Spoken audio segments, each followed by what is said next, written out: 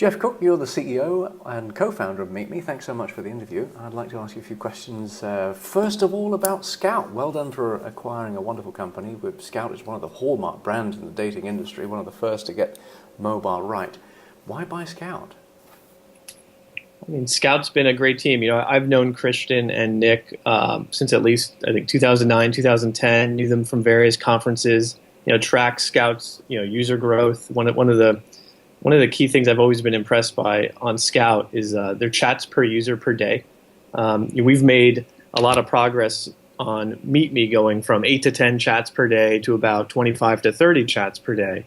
And Skout is one of the only companies we've looked at that was doing comparable numbers in terms of 25 to 30 chats per daily active user.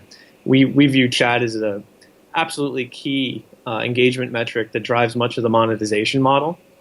And so, we felt very familiar, very, very comfortable with the Skout business model.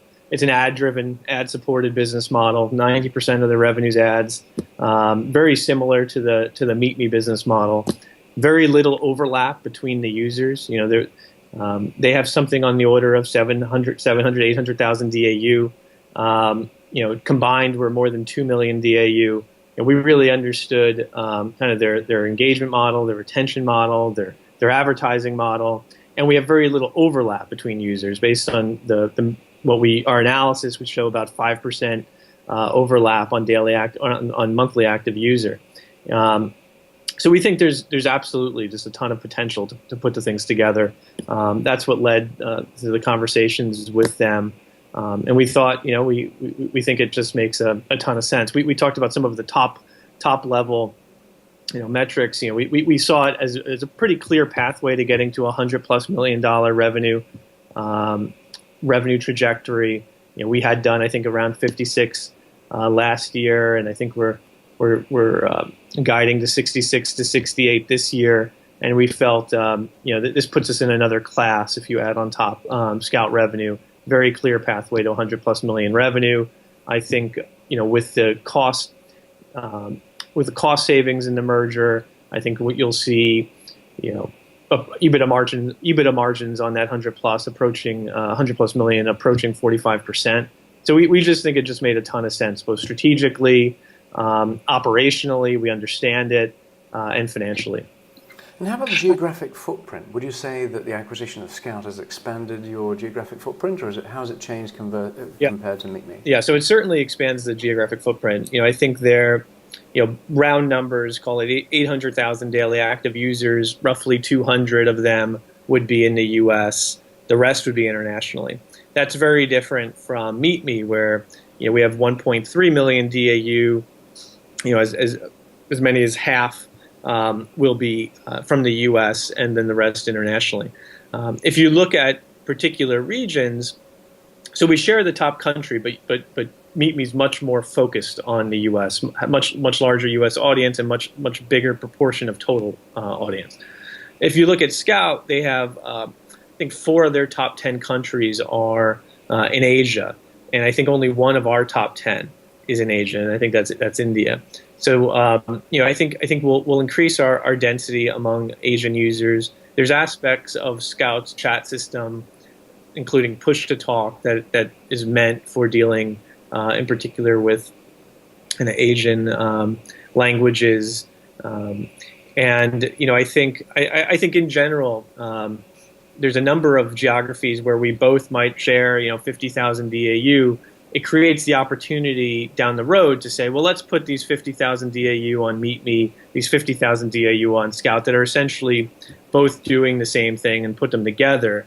And we've seen, given that our business is meeting new people, the Skout business is meeting new people, finding new people to chat with, to connect with. I think you get the opportunity to put these users together, increase the density of users in a particular geography, meaning there's more people to connect with and meet. And we think, in that situation, 1 + 1 does equal 3.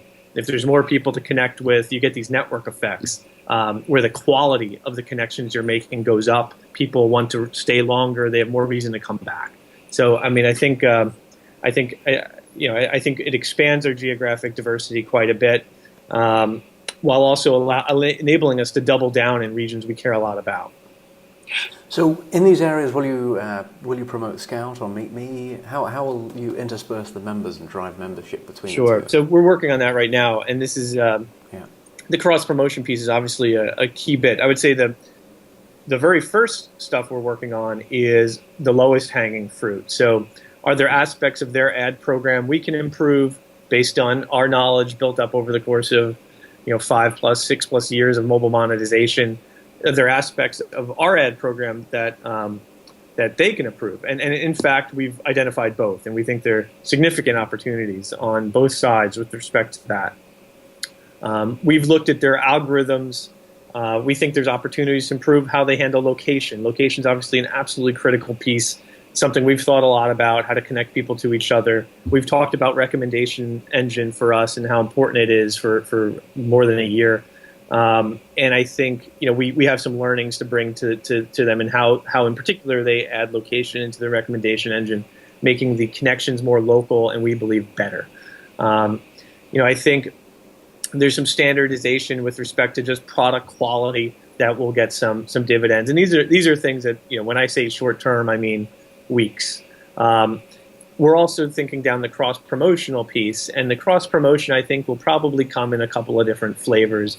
The simple stuff that could be done in a matter of a month or so, and then I think you'll see potentially deeper connections where you might drive the MeetMe user to Skout inside of the app, make it very easy for them to register for Skout, and drive the Skout user to MeetMe, making it very easy. We do intend to maintain Skout as a standalone brand.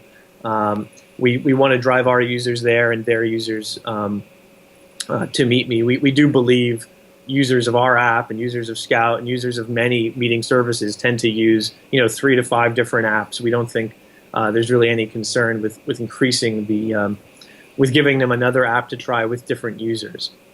Over time, I would expect to see some standardization in the back ends. So we don't need to run 2 different recommendation engines. We don't need to run 2 different chat systems. MeetMe and Skout are both on this. Are both mostly served in a data center today. Both have a plan and have been working towards that plan in order to get more and more of their operations into cloud. I think as we continue working down both companies' plans, you'll see a convergence in the back end for key systems, and it will likely be very transparent to users. But we'll, over time, as we move more and more things to the cloud, there's no reason to have 2 separate cloud-based chat systems that are distinct, right? So you would have one. There's no reason to have 2 different recommendation engines. You'd have one. I think that's the ultimate future. I think that sort of change takes quite a bit longer to get to. We're working down different priorities. We're doing the lowest hanging first. We certainly have mapped out what some of the longer term, more interesting ways of putting the infrastructure together look like. But I think at the end of the day, it'll continue to be 2 separate brands. Gotcha. How would you imagine someone describing the Skout experience? An end user to another prospective end user. Versus the MeetMe experience. They're sitting in a bar and they're going to talk about their favorite chat app. How would that be distinct? How would that be slightly different? Today, I think they would describe them similarly, to be honest. I think both are an app that you use for connecting with and chatting with new people. So I think fundamentally they're very similar. In terms of how they're different, MeetMe has put a fair amount of emphasis, especially in recent quarters, on discuss. We had a feed for some time, and we transformed that feed into topic-oriented communities that we call our Discuss feature. Skout does not have that Discuss capability. Skout does have a queue. So, and by a queue, I mean like a swipeable you like or not like different users, and the ones you can connect to, you can unlock chat, and that is a relatively important piece of their app. And so I think those are 2 of the most obvious differences between the 2 apps today. But I think they much more is shared than is different, at least as it is today. over time, our expectation would be we would expect to continue to invest in their queue and make that better. We'll continue to invest in Discuss and make it better on MeetMe. Whether or not we bring Queue to MeetMe or bring Discuss to Skout, is not settled yet. How about the teams? Will you have an office in San Francisco? Has any changes been made? So at the time of the announcement, there was a reduction in force at Skout. In terms of changes since, no. I mean, we expect to continue to maintain an office in San Francisco. The founders, Nicholas and Christian, have graciously accepted to help us for a year in the transition post the close. This deal's not closed yet. It doesn't close. I think the expected closing day is around October 1st. But we will maintain a team and an office in San Francisco, and we're actually excited, quite a bit excited about that. We are looking, and very shortly we'll be posting, open positions, and we're looking to tap into the talent pool in San Francisco. Right now we have offices, our main office, of course, in New Hope, Pennsylvania.